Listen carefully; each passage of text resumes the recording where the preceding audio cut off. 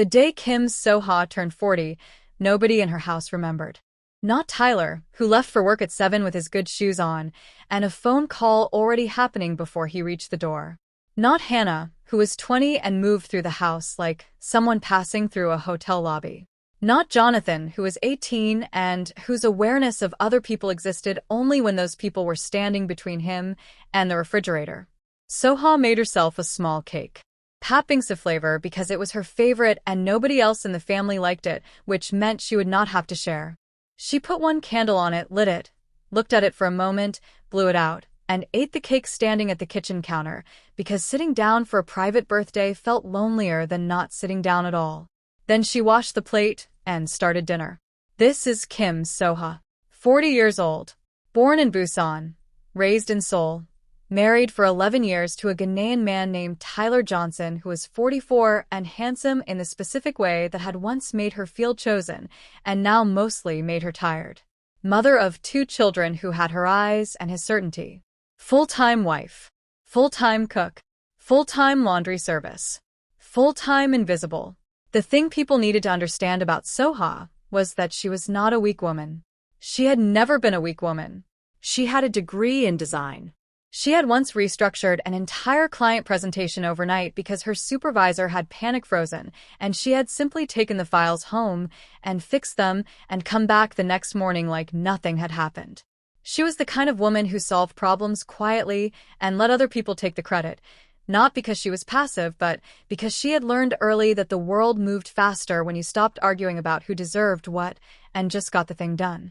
What she was not, and had not been for several years, was fluent in English. This was the fact her family had built an entire architecture of contempt around. It had started slowly, the way most erosions do. When she and Tyler first married, she had enough English to hold a conversation, not a perfect one, not a fast one, but enough. Tyler had found it charming then. He used to slow down for her, repeat things, laugh with her when she got a word wrong. She had found that patience so attractive, she had nearly cried about it once, quietly in the bathroom, which was already becoming a habit. Then the children arrived, and her world compressed into feeding schedules and school runs and the specific chaos of keeping 2 small people alive. Her English, with no office to practice it in, and a husband who had stopped slowing down, quietly retreated, like a plant moved away from the window. Still alive. Still there. But doing something else now. By the time Hannah was 12 and Jonathan was 10, the dinner table had become a place where 3 people spoke English at each other, and So-ha sat in the center of it like a guest who had wandered into the wrong event. She stopped trying to follow the conversations. Not because she could not catch pieces of them, but because pieces were not enough, and reaching for pieces in public and still falling short was a specific humiliation she had decided not to subject herself to anymore. So she was quiet. And they filled her quiet with their own interpretation of it, which was that she did not understand. And then they stopped being careful about what they said.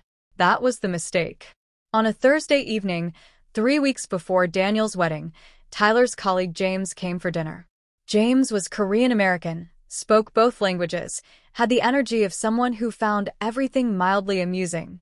So-ha had made galbijim and japchae and a cold cucumber soup Tyler had not asked for, but she knew he liked when he had guests. Tyler was being charming. He was very good at charming. He told a story about a deal that had nearly collapsed and how he had fixed it, and James laughed in the right places. Then Tyler gestured at the food and said something in English that made James glance quickly at So-ha and then back at Tyler. James said something that sounded like a mild protest. Tyler said something dismissive and easy. James laughed uncomfortably and changed the subject. So-ha refilled Tyler's glass. She did not react. She did not look up. She did not give either of them the satisfaction of a visible response. But later, after James had gone, and the children were upstairs and Tyler was in his study, So-ha stood at the sink doing the dishes, and she felt something happen inside her chest. Not sadness. Not anger. Something colder and more precise than either. Something that made a decision. She finished the dishes. She dried her hands. She went to bed. She did not tell Tyler what she had felt. She did not tell Hannah or Jonathan. She did not tell anyone. She just went to sleep with that cold, precise thing sitting in her chest like a key that had finally found its lock. The weeks before Daniel's wedding moved the way weeks do when something is being quietly built inside a person, outwardly normal, inwardly completely different. Soha cooked. She cleaned. She did the laundry. She attended to everything the way she always had. Tyler came home from work and went to his study. Hannah came and went with the energy of someone who lived in the house but had not decided to belong to it yet. Jonathan ate everything in the refrigerator and occasionally acknowledged her existence. On a Sunday, Hannah and Jonathan were in the living room discussing the wedding. Soha was folding laundry nearby. They were speaking in English, which meant they had stopped thinking of her as someone who could follow. Hannah said something. Jonathan answered. Hannah said something else, and they both laughed. Soha folded a shirt. Then Jonathan, still laughing, switched to Korean and said to his mother, "Iyama, do you know what a speech is?" "Yes," Soha said. "At the wedding," Jonathan said, "Auntie Adiz wants to ask you to give one." In English. He was trying not to smile. "We are going to tell her you cannot." Soha looked at her son. She looked at him with the specific calm expression she had perfected over 18 years of raising him. "Okay," she said. Jonathan blinked. "Okay what?" "Okay," she said again and went back to folding. Jonathan looked at his sister.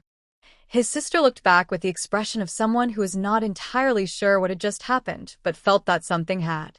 If you were paying attention just now, you felt that too. Something in Kim Soha's eyes when she said okay. Not resignation. Not defeat. Something that sat very quietly and very still and knew something nobody else in the room knew yet. Keep that feeling. We are going to need it later. This is about 5 minutes into the story, and we have one question for you. Where in the world are you watching this from right now? Drop your country in the comments. This community spans more countries than we can count, and every time we ask this question, we are genuinely surprised. Tell us where you are. We read every single one. Now back to Tyler Johnson, who was about to make a mistake he did not know he was already in the middle of making. The morning of Daniel's wedding, Tyler stood in the bedroom adjusting his tie and said to his reflection, and also technically to Soha, who was sitting on the bed, Adiz mentioned something about a speech. I told her to forget it. Soha looked at him. You would be uncomfortable, he said. Reasonably. Gently. In the tone of someone who believed they were being kind.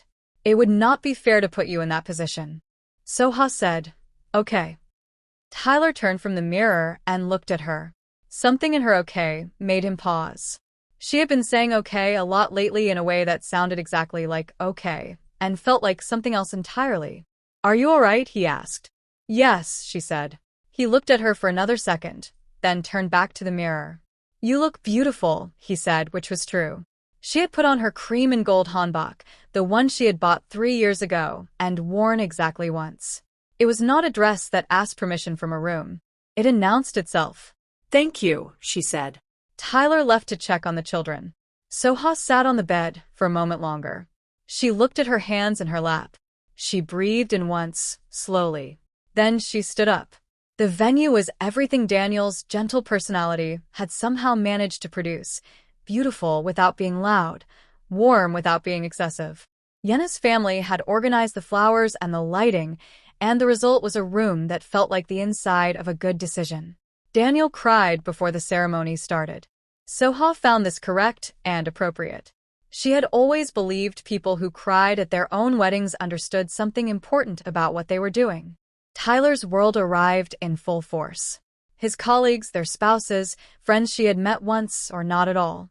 Kofi was there, finding Soha immediately because Kofi always found her, handing her something to drink and saying something kind without making a production of it. She had always liked Kofi for that. He was the only person in Tyler's life who treated her presence as something to be welcomed rather than managed. At the reception table, the seating had been arranged in a way that placed Soha between Hannah and a woman from Tyler's office, whose name Soha had not caught. Hannah was performing ease, which she was good at.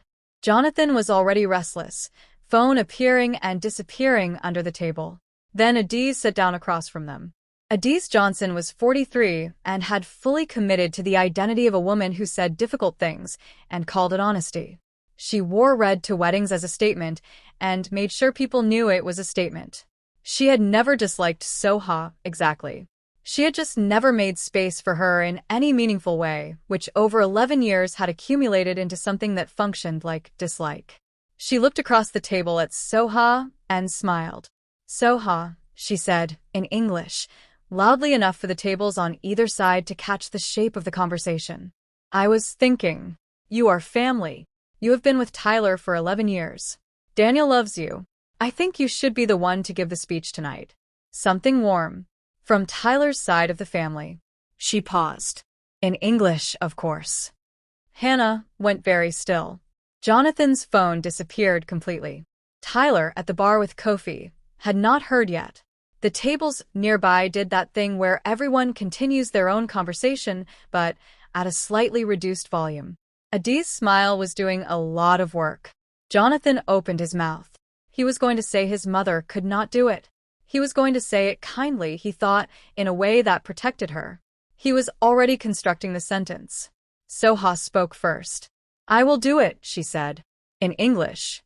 Not broken English. Not halting English. Not the English of someone attempting something difficult. Clear and unhurried, and placed into the air with the kind of calm that does not ask a room whether it is ready. Adi's smile stopped moving. Hannah turned and looked at her mother. Fully looked at her, the way she had not looked at her in years. Really looked like she was seeing the furniture in a familiar room suddenly rearranged into something that did not make sense yet. Jonathan made a sound that was not a word.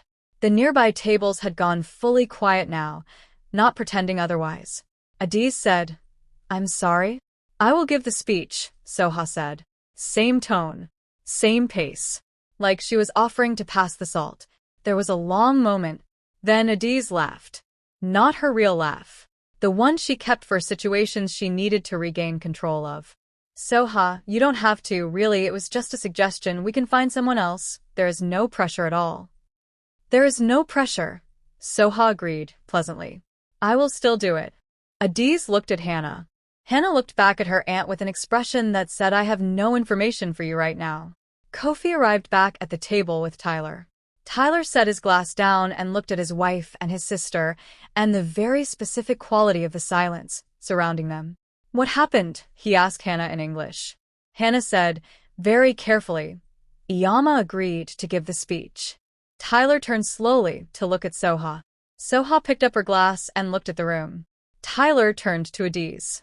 She cannot give a speech in English. You know that. She said she would, Adiz said, and for the first time, she sounded less certain than she looked. Tyler turned back to Soha. He was trying to read her face, and finding that her face was not cooperating. Soha, he said gently, switching to the slow, careful English he used with her, the one that had become its own kind of condescension. You do not have to do this. Adiz was wrong to ask. I will give the speech. He reached for the microphone that the MC was bringing toward the table. Soha stood up. Not fast. Not dramatically. She simply rose from her chair in her cream and gold hanbok, like a woman who had been planning to stand up for quite some time and had simply been waiting for the right moment. She held out her hand for the microphone. The MC, reading the room with the instincts of someone who had hosted enough events to know when something real was happening, placed it in her hand. Tyler was still holding out his own hand. The room was watching. Adiz had gone very quiet. Jonathan was not breathing. Hannah had her hand pressed flat against the table, like she needed something solid. Soha looked out at the room. All those faces. All those people who had spent the last few minutes constructing a clear picture of who she was and what was about to happen. She brought the microphone up.